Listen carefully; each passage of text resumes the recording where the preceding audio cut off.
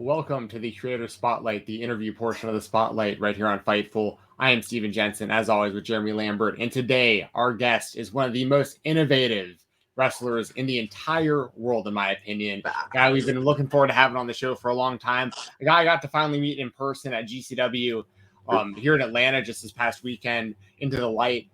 Jack Cartwheel is our guest today. Jack, thanks for joining us. How you doing, man? What's up? I'm doing great. How are you guys? Thank you for having me. I mean, we were talking for a couple of weeks, and I'm glad to get to it. Yeah, even today. Yes. Like, my bad about the time difference. Oh, it happens. We appreciate you making time for us, man. Thank you. Of course. To kick things off, I want to go back to your match a few weeks ago against Gringo Loco. We asked Gringo Loco about this, so I want to get your side of it. You do the cartwheel. He catches you on the shoulders, on the apron, driver to the outside. It went viral. Walk us through that spot, how it came together, being able to pull it off in that match. Well, I mean, he was just on the apron. I'm ready to give him everything I've got. I'm coming in to do the Sasuke, get him good. He's one of the best faces in the world, so I knew that kind of going into it, there's a chance he could get me good, or everything could go terribly wrong, and we'd go right into the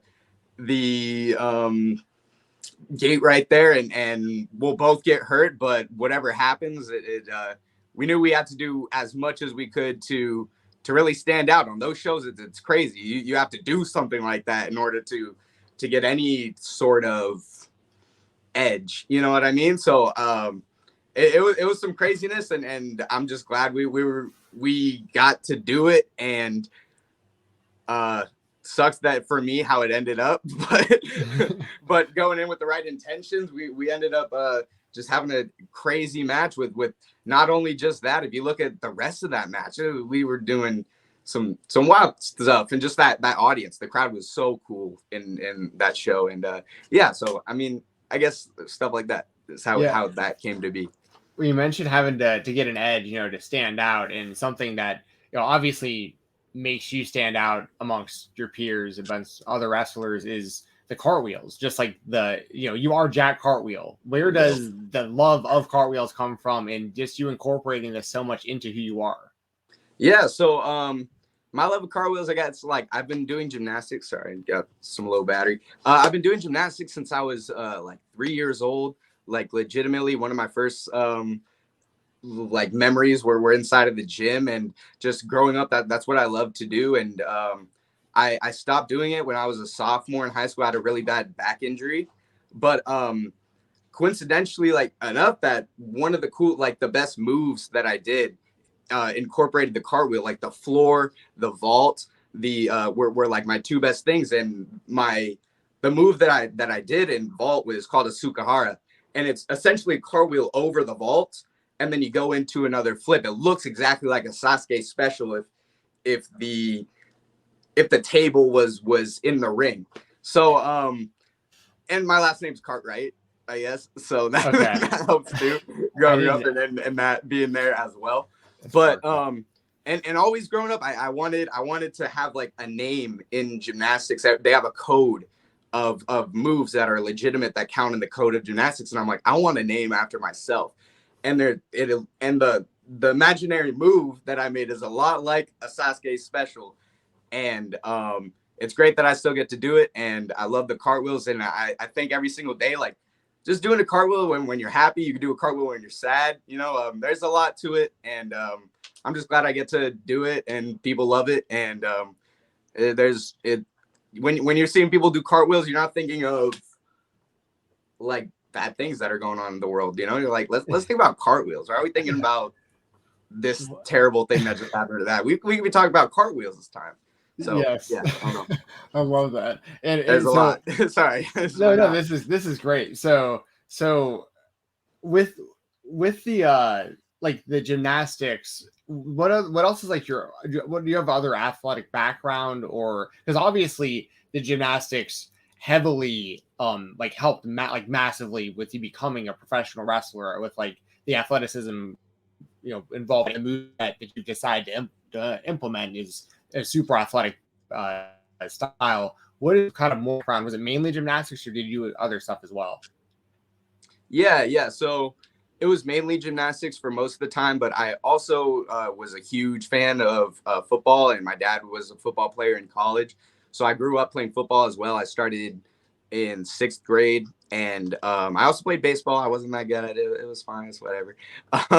But yeah, football is a huge part of my life as well. And I even still play here at my university, where this was my past year. It sucks to have it go, but I'm really excited to have the full year to really focus on wrestling and everything.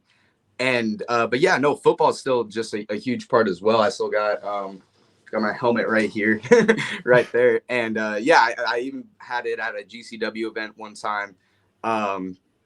Just it taught me a lot of things that I think school wouldn't have taught me, or really parenting wouldn't teach me in a different way. And then just sports in general, I think especially football has a certain bond with people, and a certain just kind of no quit that you'd have to do that wouldn't really apply to me in a lot of ways. I had a really fortunate upbringing, you know what I mean? Like nothing would really push me to do anything if I really didn't want to. And I feel like sports and football would help push me to try to find something I need to work on, and something that pushes me to just become better, you know? Sure. But yeah, I guess. So off of gymnastics and then football, how do you get into the world of wrestling? Well, after I stopped doing gymnastics my sophomore year, I really wanted to find something that I could really dig my teeth into, and that incorporates everything that I love to do in terms of just like performing and athletics and just being able to be creative. And it's just like a conglomerate of all the things that I love to do. And it really just came out of nowhere. And I was like, you know what? I was at my friend's house, and they were all watching WrestleMania. I really didn't even watch wrestling growing up at all. And Roman Reigns, it was WrestleMania 33. Roman Reigns was coming down the ramp, and I there was this very profound quote that from a guy that I really respected at the time. I mean, he's still cool. I'm not, but he's still a guy. But he's like, you don't want to chase a field, or you don't want to chase like money or fame or one thing or like another, but like if you could chase a feeling, like some type of feeling that could just that you can chase, something that you can do. And when I saw like Roman Reigns, I guess, coming down the ramp like that, it just I was like, that's something I need to like.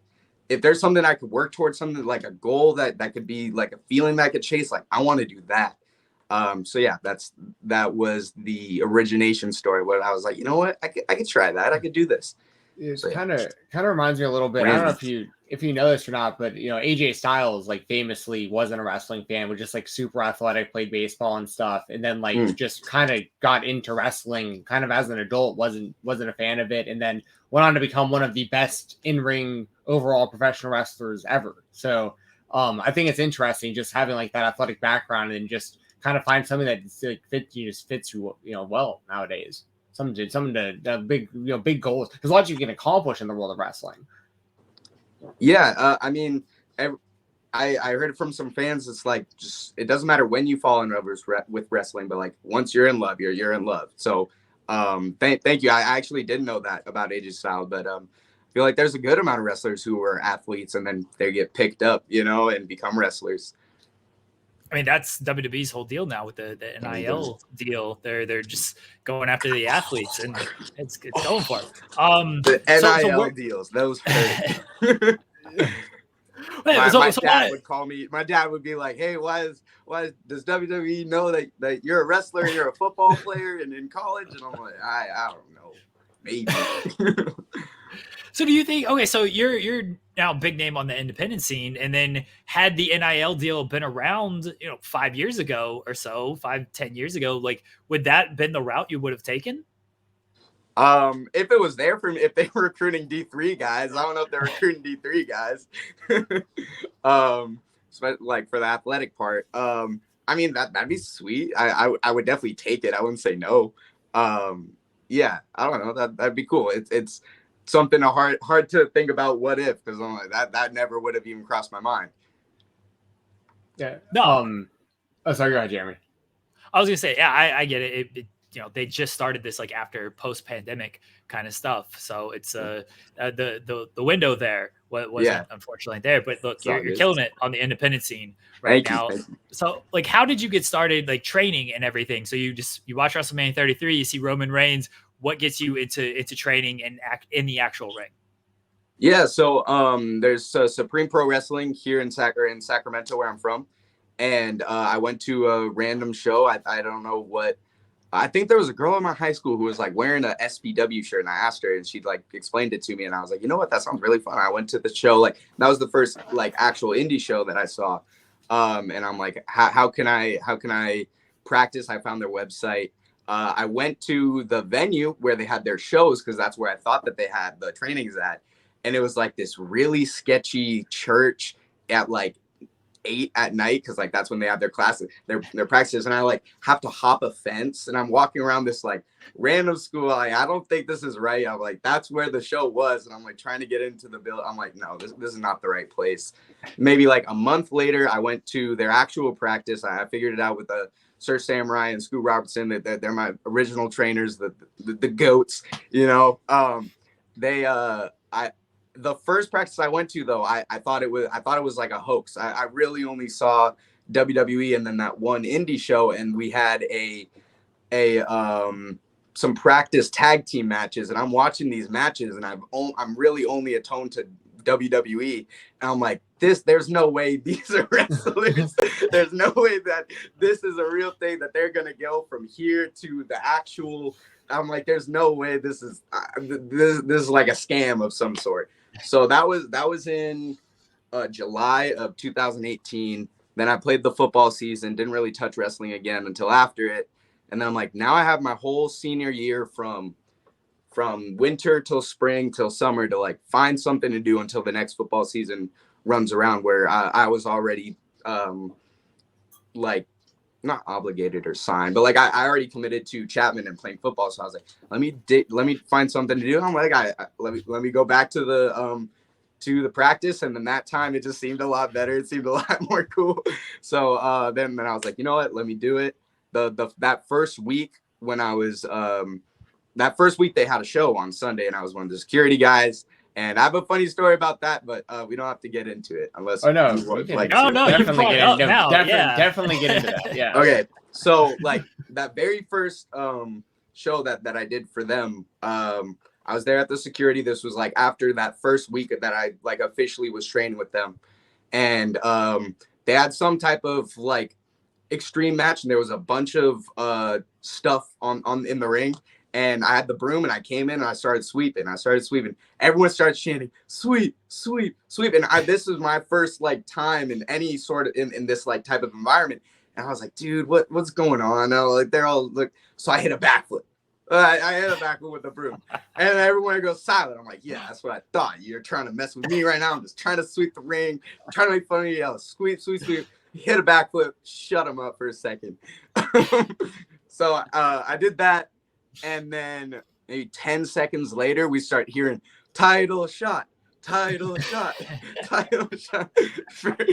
me in the ring sweeping. And then I got out. And then, yeah, that was about it. It's the SpongeBob that was something, right?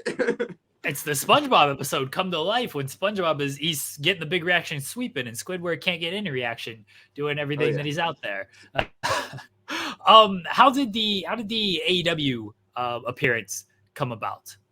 It was amazing. Like I reached out to a lot of people. I've always heard like how to get in contact, and it took a while. And then from once we finally got it going on with after football season and everything, and I was able to come in and be able to have some good matches. I was so really just honored to have that come around. And I don't know, it just came around, and I was really excited to do it. And we did it, and I hope to do it many times again. Some opponents I had some questions about, or just kind of wanted some thoughts about. Yeah. When you started kind of getting on my radar, I was seeing you wrestle pretty often with guys like Ninja Mac and Dante Leone. Dylan McKay, like a lot of these like young guys who are just y'all are just so super innovative but all very different, but complement each other really well. Can you kind of speak to kind of like this next generation of these just like super individual, unique high flyer, kind of hybrid wrestlers that kind of y'all are? Yeah, I mean, we just do a lot of flips in our wrestling. I mean, that's how I try to think about it, you know.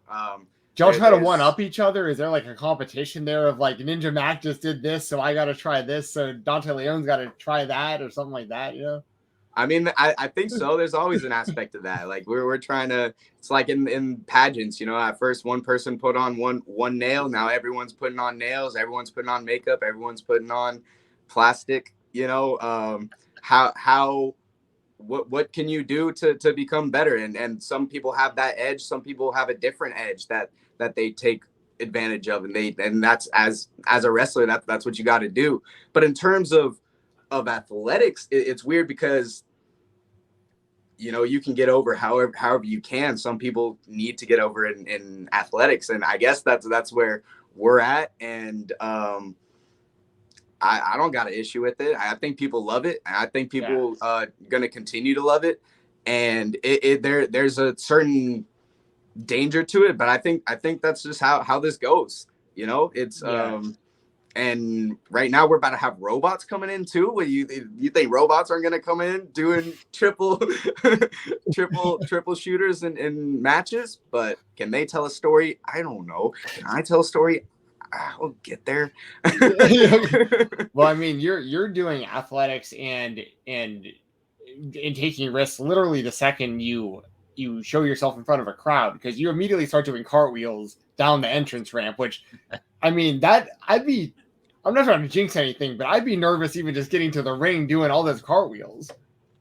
Oh, for sure. Yeah. I mean, as Jack Cartwheel, I got to do cartwheels. It's, you know, that's part of the gimmick. And I mean, that I try to get that name, you know. If people can remember my name, that's the biggest win that I could have at a wrestling show. Come out doing cartwheels, they'll remember that name. I hope. Got cartwheel on my booty, got cartwheels over my hips.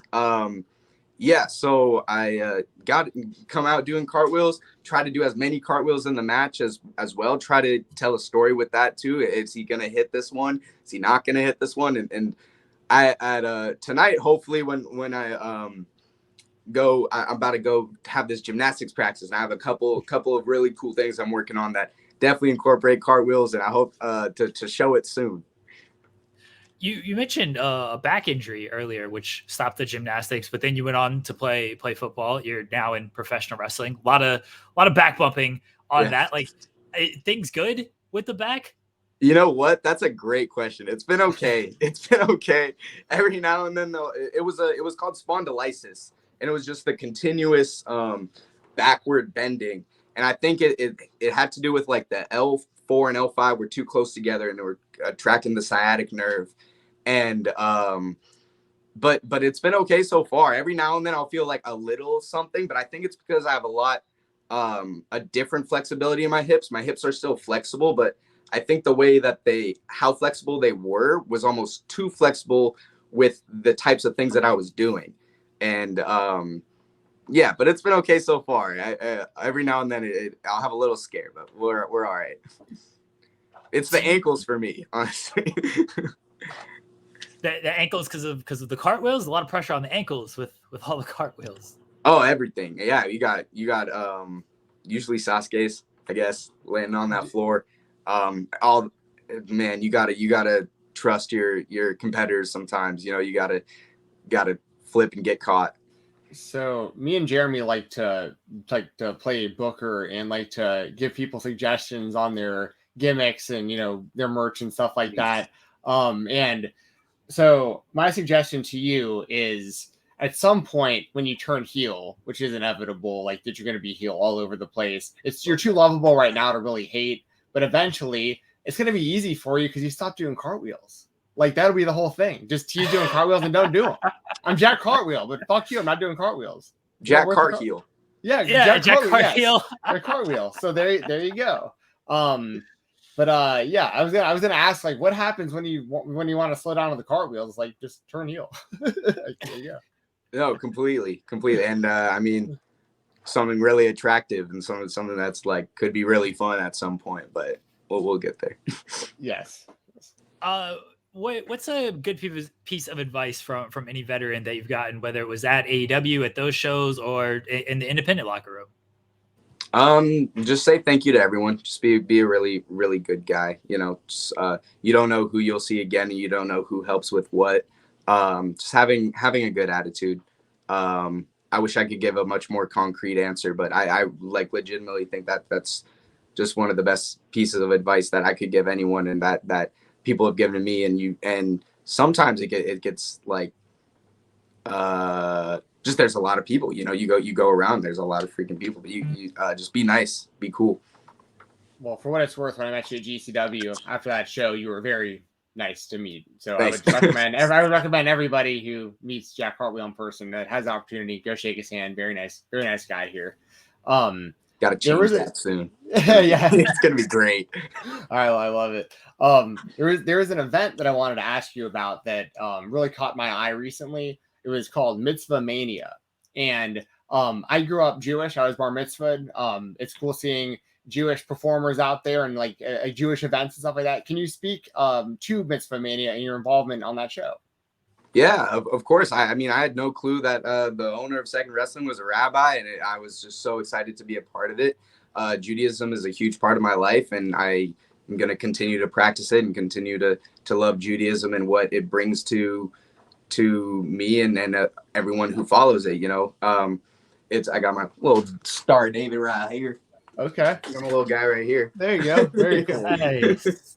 I wonder if I saw my yarmulkes. I still got some vintage yarmulkes here. Nice. Oh, I got some Lion King ones too. I got some Lion King ones, some Power Rangers. Very cool. Yeah. Very cool.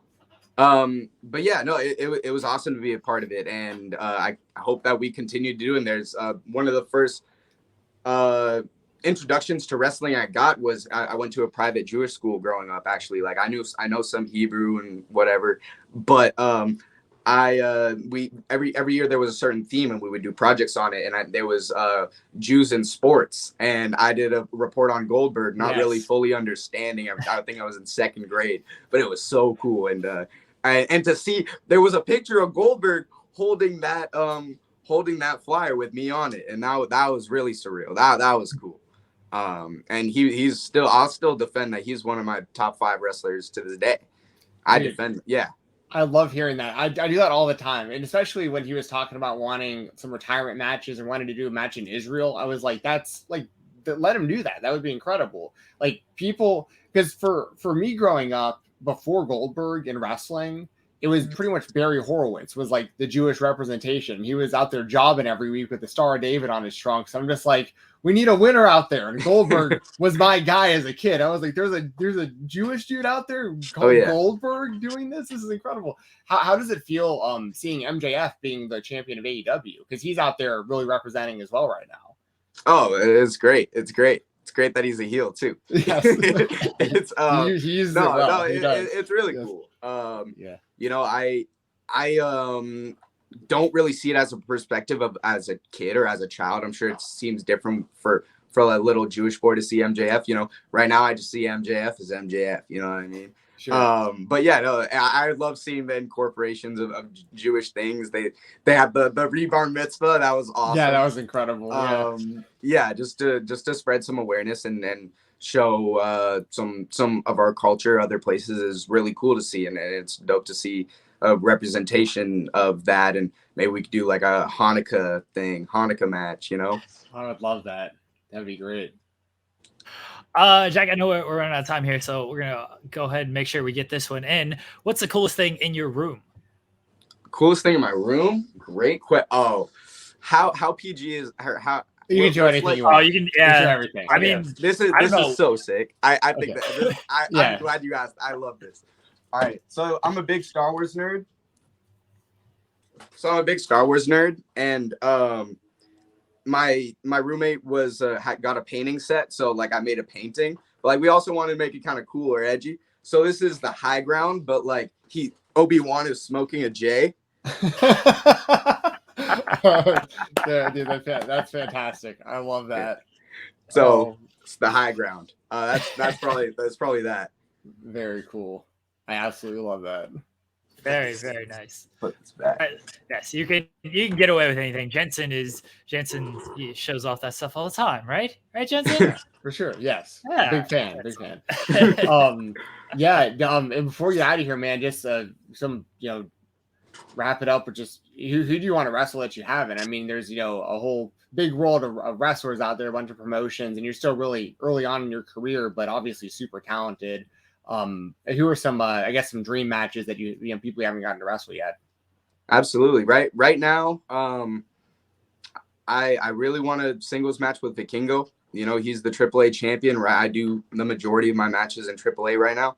I want a shot. I really want a shot. And to many people, he's the best luchador in the world. I want to test my lucha against his. I teamed with him this past weekend, and I can't wait till that comes around, because it will. And that's a dream match, and that's something that could happen. And I'm so stoked about that. Other than that could happen. I really want to like Dolph Ziggler. He's my number one. That's my guy. He's still wrestling. We're still going. That would be another one. Kota Ibushi's another one. It's weird that I'm saying these words and understanding that there could be a possibility of it happening. Yeah,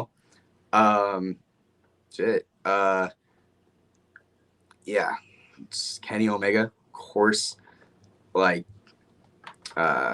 Jungle Boy, John Morrison again. Need to wrestle him again. It was really cool that I got to, and now that we're together, it needs to happen again.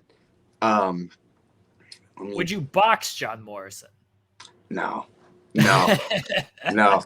That's so cool for wrestling too. If he can, that's so cool that he's going off and doing that. He got the big win, calling out KSI. I didn't know he beat Logan Paul in the past. KSI has, yeah. KSI has, yep. Yeah. Or did John Morrison beat Logan? No. Morrison was okay. He's only done the fight against Harley from Epic Meal Time so far. Okay, but he looked very, very good in the fight. That's what I thought. That's what I thought. My roommate was saying something like he did that. I was like, I don't think that's true. But yeah, no, in boxing, probably not. Gotcha. Last question I've got is, how did you decide on the finishing moves that you do? Because you do like a red arrow, you do a shooting star press. But it kind of feels like you can do any move in the world, and those are super impressive moves, obviously. Why do you choose those moves as your finishers? And do you have anything else like in maybe up your sleeve that you might try in the future? For sure, yeah. I mean, I always think that for me, it's got to be a top rope move. There's a lot of moves in wrestling. For me, my finisher, who I am and how I wrestle, it's got to be a top rope move. So I mean, I used to do Phoenix splashes. I sprained both of my wrists on one Phoenix splash, and I said, no more Phoenix splashes. 450s are fine, but I've always had a weird the way that the ring is with the springs on the top rope, it launches you inside. So when I wasn't good at gainers when wrestling in gymnastics history, but with the ropes kind of natural push inside, the red arrow just gives me I think it's the coolest, and how it it's got to be the coolest, and it's got to be the top notch. It's got to be the best thing I can do.